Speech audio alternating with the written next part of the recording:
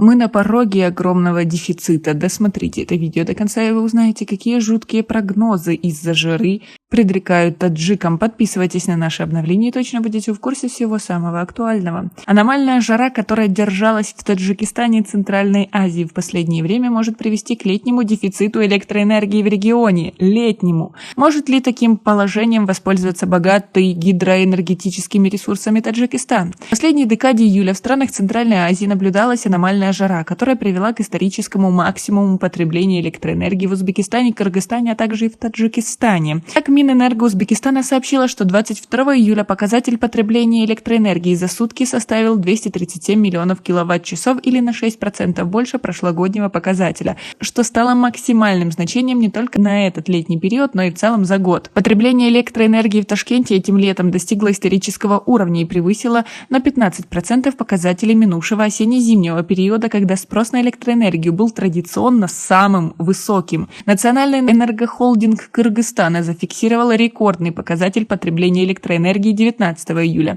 Объем суточного потребления составил 34 миллиона киловатт-часов электроэнергии, что на 17% больше показателя аналогичного периода 2021 года. В связи с этим потребителей призвали бережно относиться к использованию электрической энергии для обеспечения надежной работы всей энергосистемы. Отметим, что при жаркой погоде потребление электричества увеличивается из-за использования кондиционеров, которые относятся к наиболее энергозатратному оборудованию. В Таджикистане тоже, по словам главы ОАХК Барки Тачик Махмадумара Асазода, потребление электроэнергии в конце минувшего месяца увеличивалось до рекордной отметки. Так, 26 июля суточная выработка электроэнергии составила около 72 миллионов киловатт-часов. Такой высокий показатель прежде в республике никогда не был зарегистрирован, сказал он. Асазода отметил, что наиболее высокий показатель нынешней рекордной отметки составил 70 миллионов киловатт-часов. Хотя в республике установлен исторический максимум, но уровень роста по сравнению с двузначными цифрами в соседних странах является незначительным,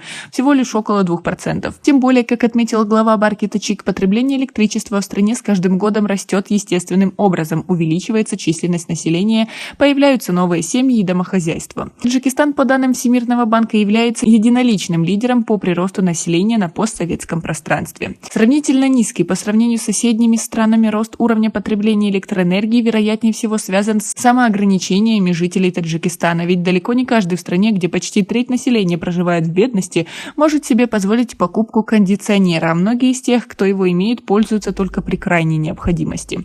Таджикистан по классификации Всемирного банка является единственной страной на постсоветском пространстве, которая остается в категории стран с низким уровнем доходов.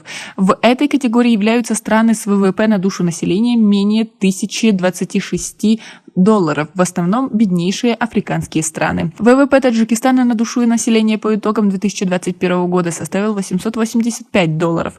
Для сравнения, ВВП Кыргызстана в 2021 году составил 1270 долларов, Узбекистана 1836 долларов, Туркменистана 8874 доллара, Казахстана 9454 доллара. Как вы относитесь к такой ситуации? Как вы думаете, будут ли у нас в ближайшее время проблемы с электроэнергией? Свои ответы напишите нам, пожалуйста, в комментарии. Аномально жаркое лето, по мнению экспертов, возможно, станет нормой для стран Центральной Азии из-за глобального потепления. В таком случае у Таджикистана появляются новые возможности для экспорта излишек электроэнергии в летнем периоде, о чем мы слышим от чиновников соответствующих ведомств на протяжении уже более 20 лет. Руководство Минэнерго Таджикистана в прошлом неоднократно заявляло, что летние холостые водосбросы на ГЭС страны эквивалентны 4 миллиардам киловатт-часов электроэнергии. Это равняется 1/5 части выработки электричества в республике в 2021 году.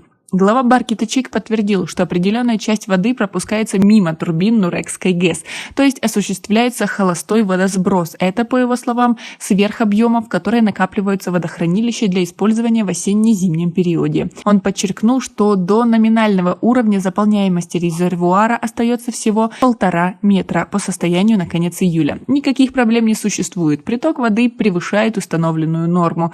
Нурекское водохранилище в ближайшее время будет заполнено до номинального номинального уровня, успокоил он. При этом Асазода признался, что наличие излишек водных ресурсов в больших объемах еще не означает, что выработку электричества можно увеличить эквивалентно этим ресурсам. Для этого, по его словам, нужны дополнительные производственные мощности. Представитель Барки Точик отметил, что существенное увеличение экспортного потенциала страны будет реализовано поэтапной сдачей в эксплуатацию гидроагрегатов Рагунской ГЭС в первую очередь, а также созданием других производственных мощностей. Между тем, известный таджикский энергетик с солидным стажем работы в секторе электроэнергии на условиях анонимности сказал, что существующие в республике производственные мощности позволяют выработать до 25 миллиардов киловатт-часов электроэнергии в год. Это ненамного превышает текущие внутренние потребности и нынешние поставки в соседние страны.